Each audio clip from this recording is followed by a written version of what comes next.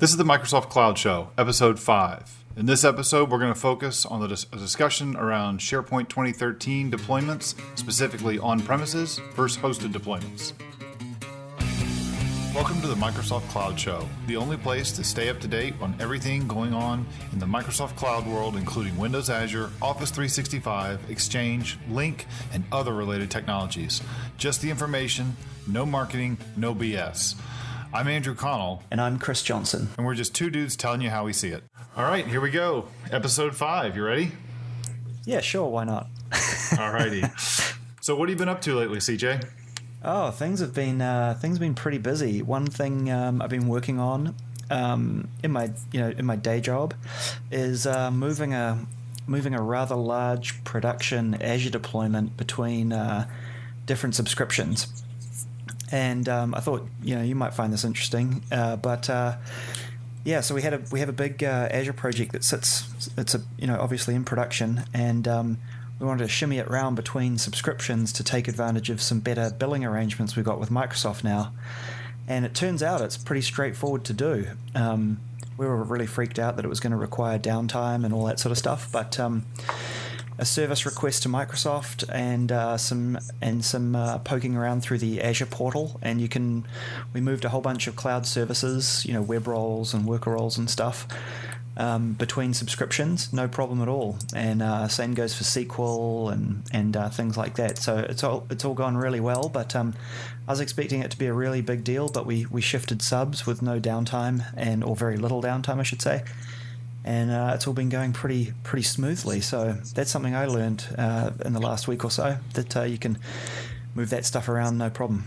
Yeah, I had a similar experience a couple months ago where I needed to move some stuff, not as a big of a deployment, but I was moving things also between the two subscriptions, and I was floored with how easy they made it. In fact, I had a guy that I created the support case, and I had a dude just kind of ping me one morning. I'm one of the crazy people that gets up at 5 a.m. before all the kids and the wife get up and everything, and it's pretty cool to see this guy just kind of jump on Lync, some support center over in India or something, and chimed in and started talking to me. He's like, "Hey, I'm working on your case right now. Can we go through and just get this resolved real quick?" And I was like, "Oh my God, this is awesome." Yeah. Just screen share, flip a little bit here and there, and poof, it's like everything's running on a new subscription. Like, wow. Yeah. Do you need to reboot the cloud or anything for this to take effect? Yeah, just give the cloud the 3-finger salute. Yeah, that's pretty slick. Yeah, we had a similar experience. We logged a call, and it all happened way faster than we were actually expecting. So that was a pleasant and an unpleasant surprise, I guess. It all went really smoothly. Yeah, it was really cool. Yeah, well, that's cool. That's good feedback for them, I guess.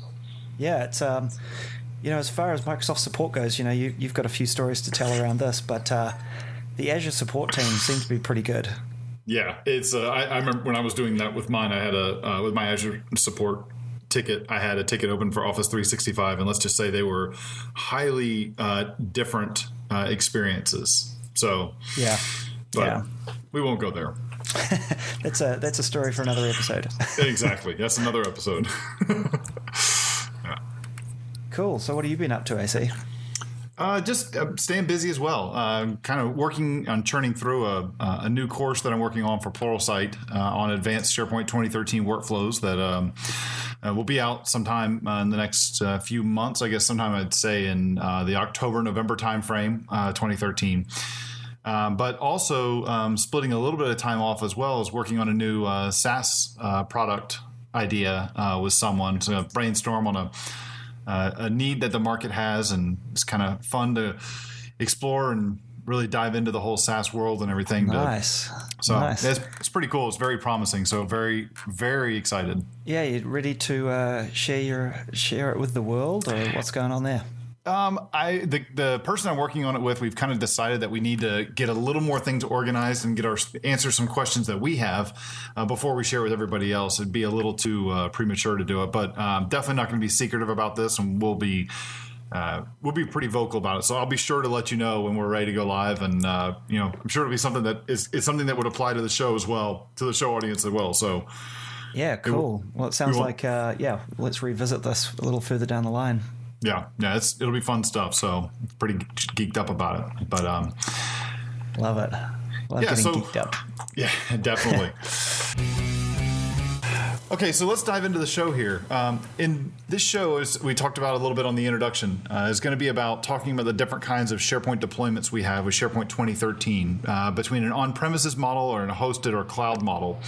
And it's pretty timely because we reached out for a couple questions from some close friends, and one of them, Laura Rogers, who you can find on Twitter at WonderLaura. That's WonderLaura. You can find her on Twitter at WonderLaura or on her blog at wonderlaura.com. Laura really nailed what we're going to talk about in 2 questions. So let me go ahead and just kind of play her questions that she sent in real quick, and then we'll take a stab at them. Hey guys, this is Laura. I have a cloud question for you. What is the difference between a public and a private cloud? When it comes to SharePoint, what is the difference between having a hosted SharePoint environment and having a SharePoint environment that is in the cloud? Yeah, so great questions, Laura. Those are really applicable to what we're going to talk about today. So we got a bunch of thoughts on this. I guess, there's a couple different ways, in my opinion. I guess let me first answer your questions, at least from my take, and then CJ can do it, and then we'll kind of throw on some different points on it that we build off on this. So your first question on what's the difference between a public and a private cloud, and I guess, in one sense, a public cloud, that's going to be, to me, that's what Microsoft is doing with Office 365, where they have hosted SharePoint and they're doing everything from the back end side of performance and backups and maintenance and uptime and patches and all that stuff, where we don't touch that at all. We just use the software. Whereas a private cloud is one that is someone else has stood up a SharePoint deployment for me, and they're managing it for me. But it's my own little cloud. It's kind of like a company like Rackspace would have a collection of servers, or FP Web, or anybody that really can do data farms or server farms. They're going to host this stuff for me and maintain the servers and all that kind of stuff. So what about you? Do you have anything that you'd say differently about that? No, I think the only sort of thing I would add to that is that, when people talk about private cloud, it's not necessarily, or it's usually not, service specific, right? So companies want to invest in a private cloud. They want some of the benefits of the cloud without necessarily some of the drawbacks of the public cloud. So drawbacks could be things like, security and data sovereignty and things like that. They want to know where their data is. They want control over it. They want full control over the security, but they also want some of the benefits of the cloud as well, such as, scalability and on-demand computing and things like that. And so the private cloud is really, in those cases, they're trying to aim for getting some of those benefits and being more flexible with their IT infrastructure and so forth, and being able to, provision up new web front ends for their SharePoint farm on demand, or new SQL boxes, or new XYZ service, So some of that flexibility and elasticity of the cloud, but controlled in a private environment. Yeah, those are good points. I failed to mention those. I agree with you completely on that. Those are good points. Whether it actually occurs like that is completely separate, but it all worked on the Visio diagram. Exactly. It's very hot topical buzzword bingo right now. So it's interesting, which actually brings me to an interesting point about what is the cloud is used a lot now, and back in my day, all these young kids are using cloud, this and that and the other thing. Back in my day, I used to just have data centers. So what's changed? What's changed on the data? Yeah, it's all the same. It's just kind of who's managing it. I guess in one sense, you've got the big difference. I would say is it's now a real product offering instead of having a massive investment of standing up your own data centers. I remember I'm with you. I worked for a startup, and we had a healthcare biotech kind of thing we were doing, and we had to have 2 data centers, one on each coast of the United States. And in order to do it, we needed to raise funding to build out the data centers, have the servers built out and everything, and we were going to manage them or have a staff that managed them. I guess the benefit now is that cloud says that I'm not going to do that. Somebody else has already got that going for me. And I guess it's more of the sense now to me that cloud is the same way how we think about our power, our electricity. I don't have a generator or an electric company sitting in my backyard generating power for my house or anything. Instead, somebody centralized is doing it, and they're selling me a sliver of the electricity they provide. And we just treat computing power now as the same thing. We treat it as just a commodity that we just want to use the amount of stuff that we're going to use. And if there's any excess, either other people take it over, or it's a poor planning on the hoster. So, yeah, it's kind of like how time sliced or time shared computing used to work back in the 70s, right? You used to go buy a little slice of time on the mainframe or whatever, and you did your thing, and then somebody else took it over. And I guess that's kind of the same with VMs in the cloud now. Is you go run a VM, and when you turn it off, you're giving back up that capacity, and somebody else can use it. Yeah, it's a much more corporate offering than the whole SETI screensaver thing that we used to do about 10 years ago or so, right? yeah, exactly.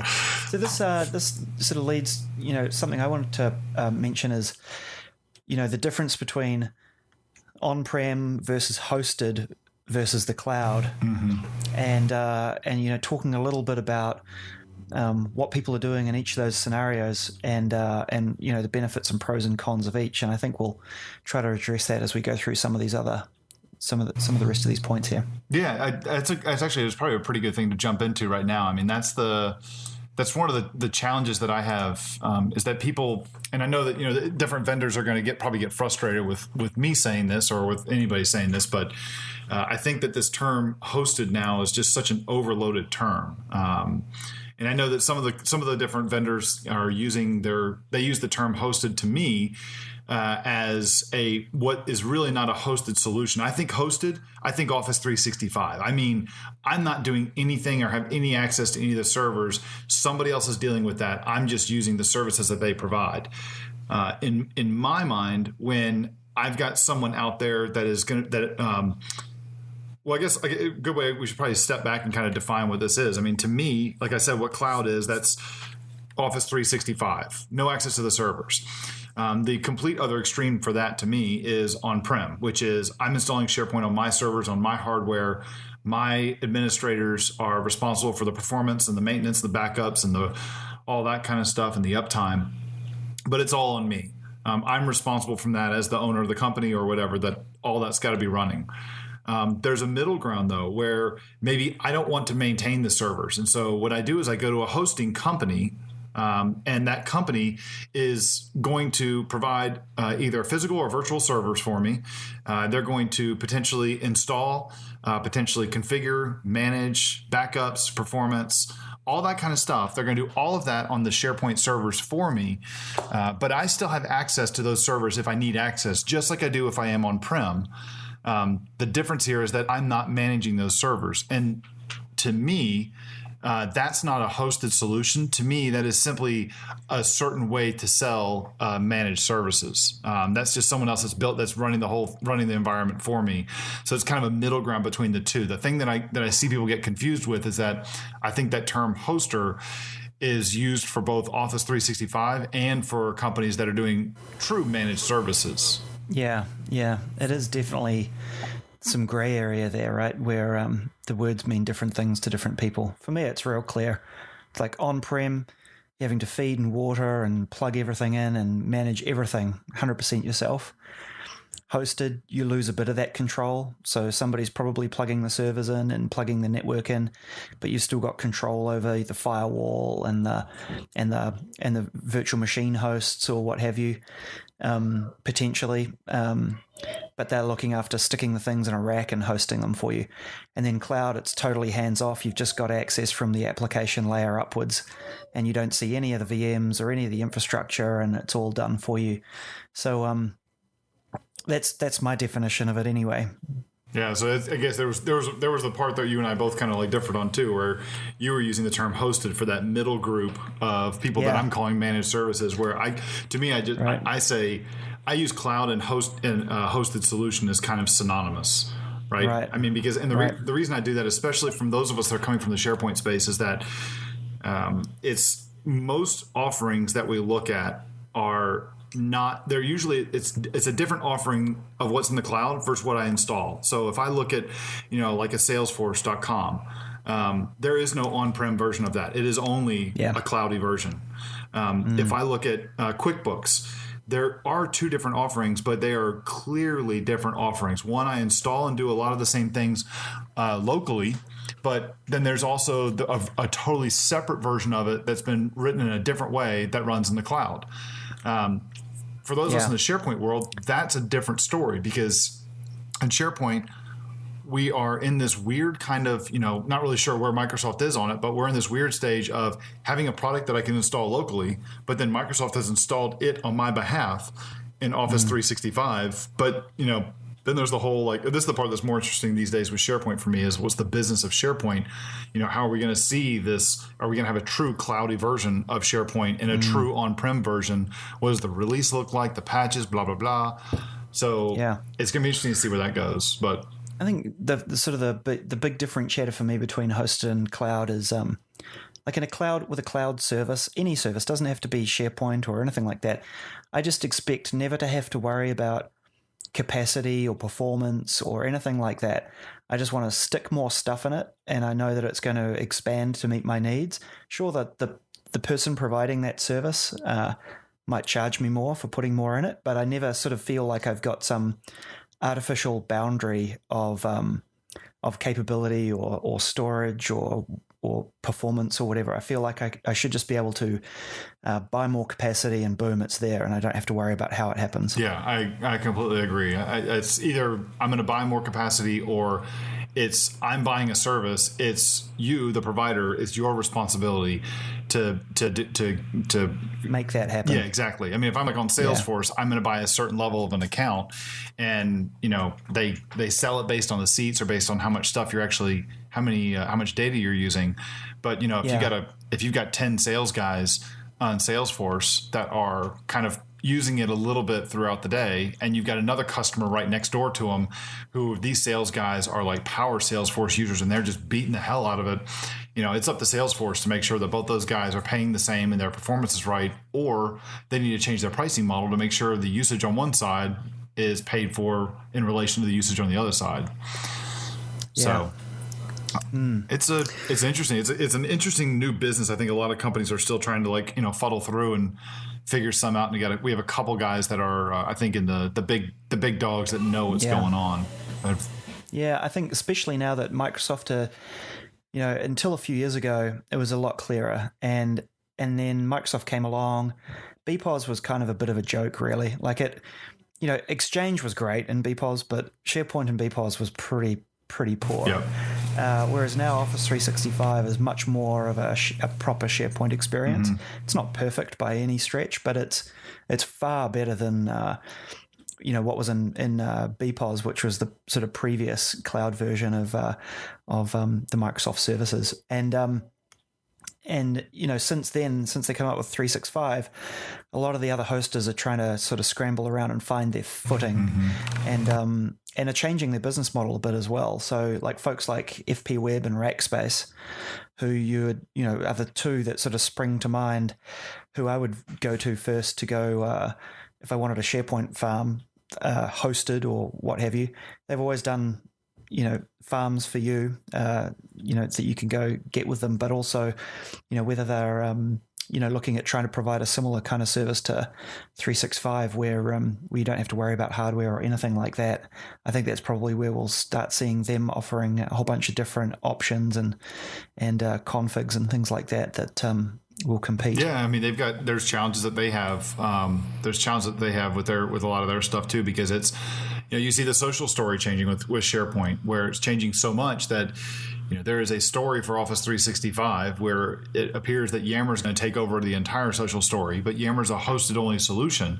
So if you've got someone who's on-prem, they can connect their on-prem to environment to Yammer. But if they say, no, I want to be 100% on-prem, which is what a company like a Rackspace or an FP Web would be able to support as a managed service, they can't really. I don't see how they can do that with Yammer. So it's not a knock on them. It's just the way the product's going. So it's a really dynamic thing that we have to see where this ship goes. But the seas are still moving pretty good. So Yeah, and the sort of the final thing on this, I would say, is whether customers are ready or not, right? There's going to be a whole bunch of different options they've got to evaluate going forward, and I think it's a good thing for the SharePoint universe, right? Having all these different choices for how the thing gets hosted, because typically in the past, SharePoint's a bit of a dog to manage yourself, unless you know what you're doing, right?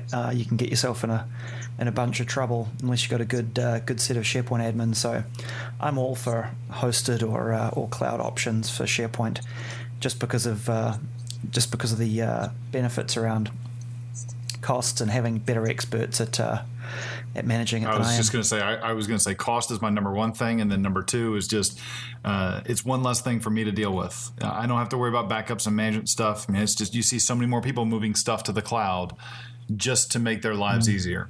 So, yeah, I guess we'll see where the tides shift, but it's going to get exciting. It is definitely going to get exciting. Definitely get exciting. Cool. Well, I hope this has been a good discussion, and I hope that hope we've answered your question, Laura. I know we've kind of touched on a couple different things here, but I really appreciate the questions and really came in nicely with what we were going to talk about today. So, all right, so let's take another listener question here. We got another one from a friend of ours, Jeremy Thake. You can find Jeremy on Twitter at jthake. It's JTHAKE, or you can find him on his blog at jeremythake.com. So, Jeremy, let's go ahead and play your question. Thanks very much for doing this show. So, Jeremy Thake, Chief Architect at AvePoint. Quick question to both of you guys, AC and CJ.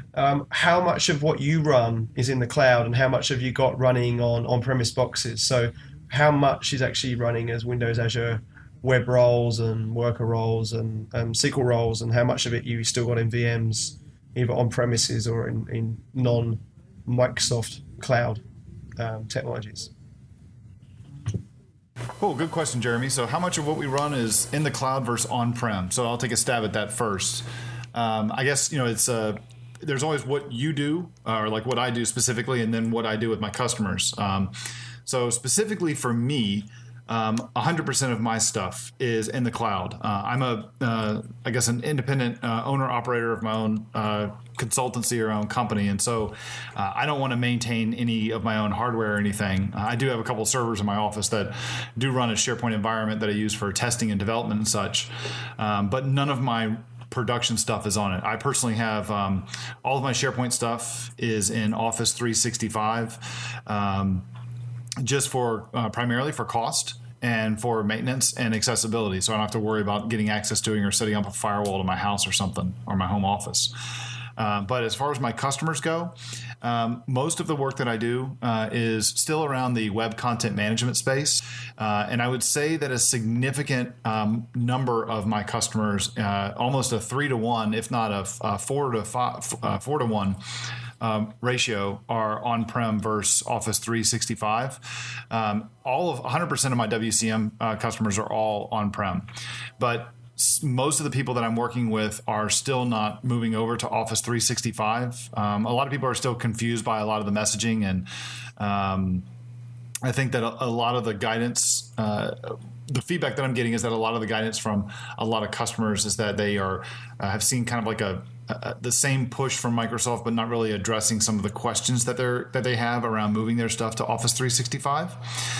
So a lot of people are just sticking with their on-prem, although I do see a lot of people doing like some hybrid stuff of moving their collaboration in my sites to the cloud, but keeping their core stuff they're doing in their company on-prem. So what about you, CJ? So I obviously work for Provoke Solutions, and we're about 120 in size. So we're a few more folks than sole proprietor, so to speak. And internally, we used to be completely on-prem. So we used to manage all of our own stuff in a data center, Exchange, and we're a Link outfit, so we use Link a lot, and we use a lot of SharePoint.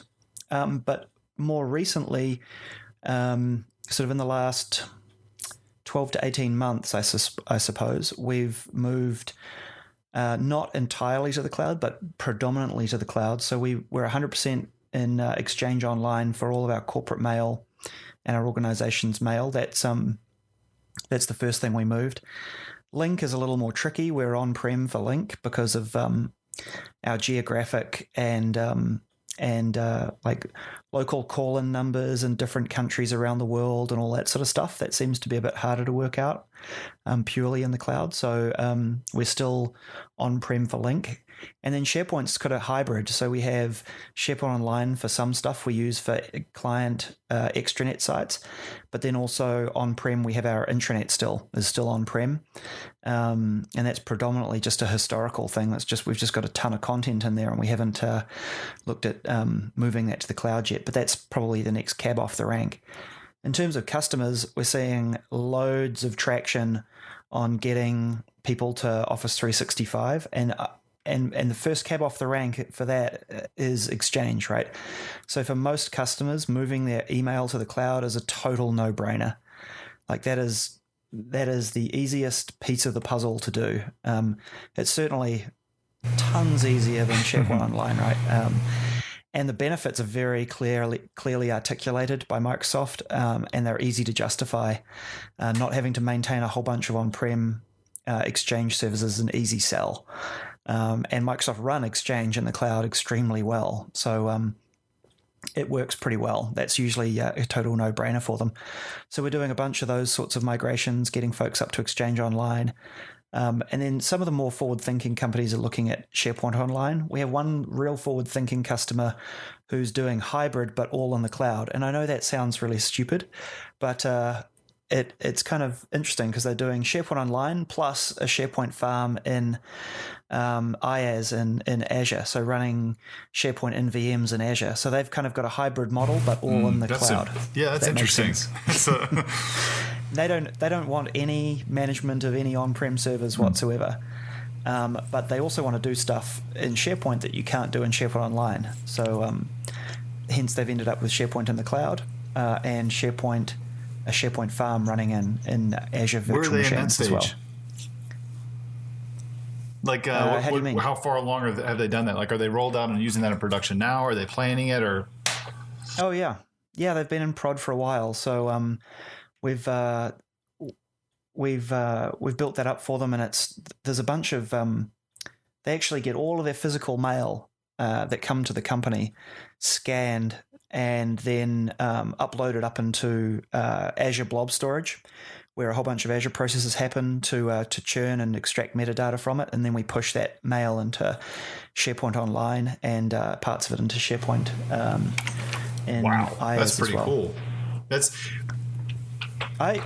although it's a technically very cool solution, I think the real killer is this company's forward thinking about seeing the benefits of the cloud and not wanting to do stuff on-prem and doing it in IaaS. I think, so although technically it's a very interesting solution from a geekiness point of view, I find it equally as interesting that this company was keen that's to pretty do cool. it like that. That is really cool. That's and one thing you mentioned too in your response too. I do see a ton of people moving 365, and 99% of it, when people, the first thing they're talking about is Exchange, because Exchange just seems to be moving mail, moving something that's not going to be customized to the cloud is, like you said, it's a no-brainer, with the exception of there being any kind of policy around government or specific messages that go around for different industries and everything that have to be highly regulated or whatever. But mail is the no-brainer on to go up there. So I would love to see. I had a blog post in the summer of 2013 where I kind of openly asked, and I don't know if we'd ever see this, but of the number of people that are in Office 365. I'd love to see what the utilization is between Link and Exchange and SharePoint. And I would assume that Exchange is so heavily weighted compared to the other ones. But I wonder where that is. How much data do customers have on average in 360 in SharePoint and 365, and how many people are actively using Exchange? Of the people that are using it, it's where are the hot spots on that one user? So. Yeah. I think, Exchange the history of Exchange is it was effectively a hosted service on-prem for most customers already anyway. Like, business units didn't really apply to get a specific customization done to their email service, right?